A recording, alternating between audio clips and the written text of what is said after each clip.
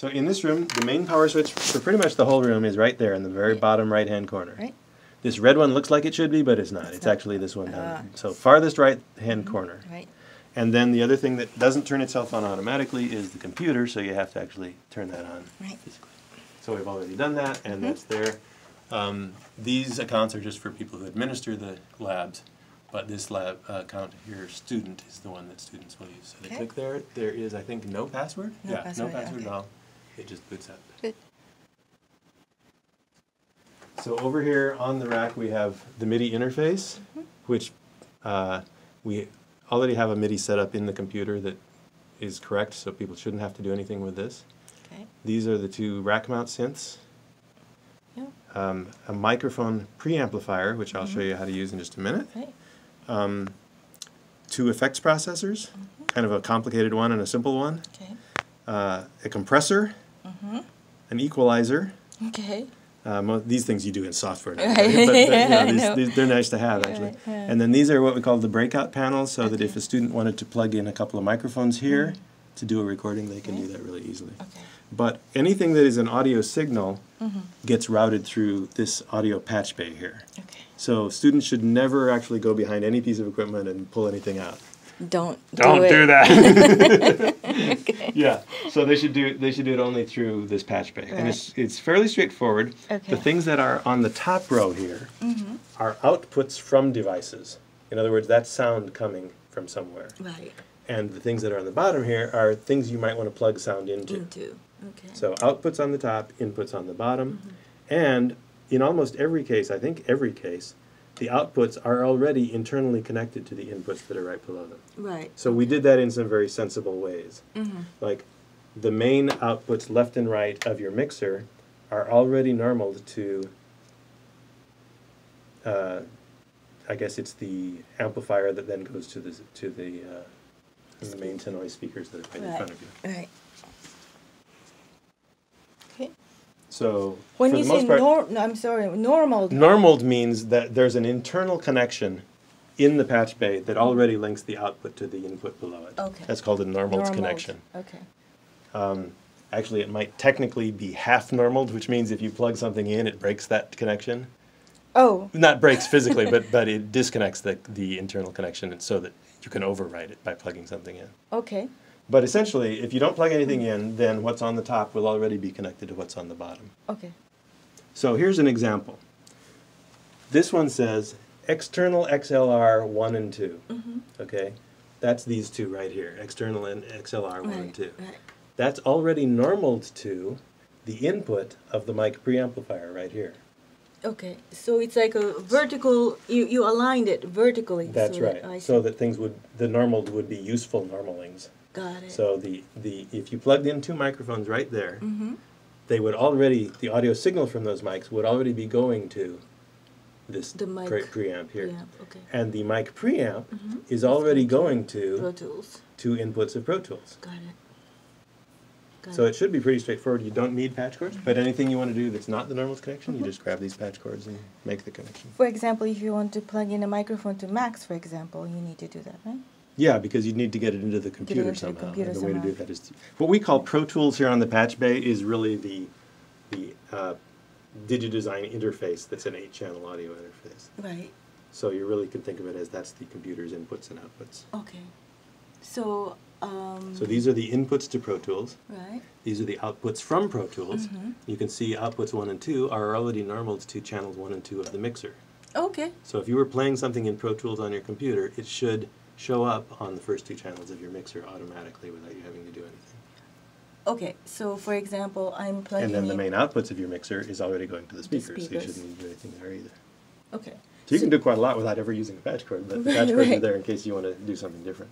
Right. So, if you are plugging in the microphone into Max, for example, how do You would do it the way I just described. You'd plug them in there, Right.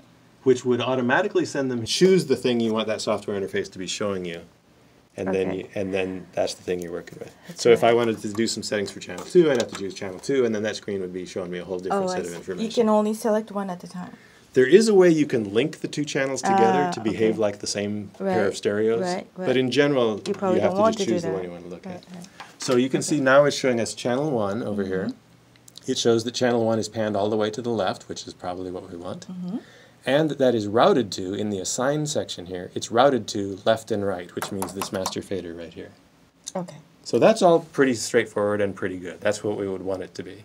Where is the route assign thing? Assign Yeah. right here. Right. Left and right is the so how you change that if it's not set up the right way is what's a little bit more difficult. So let me show you Assign that. left and right. Okay. Yeah.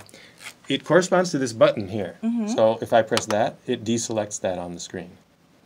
Okay. It deselects it on the panel, and it also deselects it up here on the Can screen. you do it again? Sure. If I Oh, press it that's again, Okay. Yeah, this I see it. corresponds to Oh, that. okay, got it. Got it. So Okay. that's the easiest way to do it, Right. just do it. But this now only applies to the Master. assignment right Okay. here for channel 1. Okay. Now watch, if I go over here and I press select channel 2, Right. some of this information will change. Not much of it. Right. But you can see the panning is Panning now changed, different. Right? Yeah, and if I wanted to change it, I can just use the knob. Right. So I'm only changing the panning for channel 2. Got it. And we can see that channel 2 is also assigned to left and right, so we're good. Okay. So we're essentially sending both of them to the main fader, which, and we do that, and now if we bring that up, there sure is some noise going on the speaker. Got it. Yeah. Right. Okay. So now the speaker assignment is kind of interesting. Left and right is going actually to an amplifier down here and then to the speakers.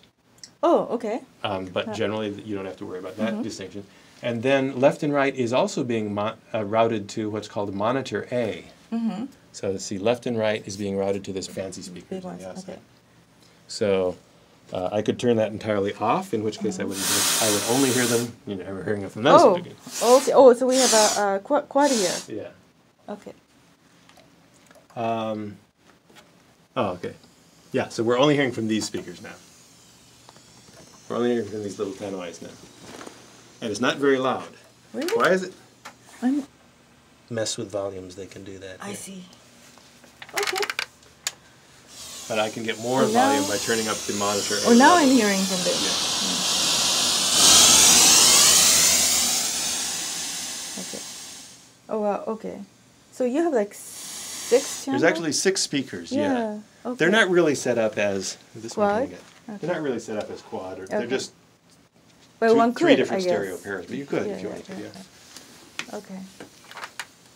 In other words, you could route up DAC 1, 2, 3, 4, and then send those to the different That's right. places you wanted to be Yeah, able to do. Yeah. Okay. So anything you want to override that's not the standard way, you can always just use patch cords here. Okay. All right. Good. Let's see if that works. For example, if I take Pro Tools outputs 1 and 2, and I send them directly to channels, let's say 9 and 10 of the mixer, now you see the normal connection is still there, but I've also routed it over to channels 9 and 10. Okay. Beautiful. Why is one lower than the other? That's a good question. I have a feeling that's more like a function of this knob right here. Okay. It's Oh, not there set you go. exactly right. Yeah. Cool.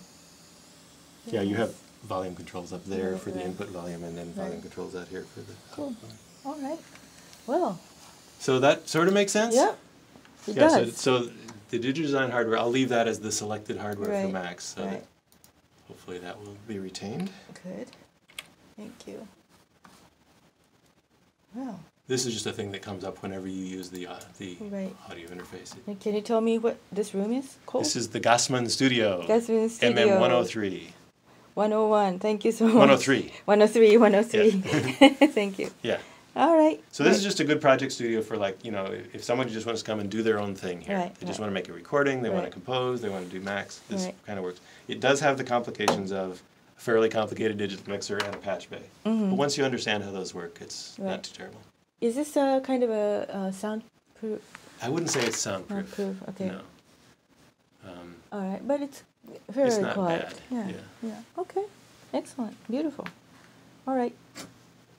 And when you're done, please When put you're back done, yes, the shut packs. down the computer, Shut turn down off the all the power, computer. put everything back to its kind of normal position. There you go. You can even bring your faders down, That's everything right. just super tight. Clean up. Yeah. Clean up.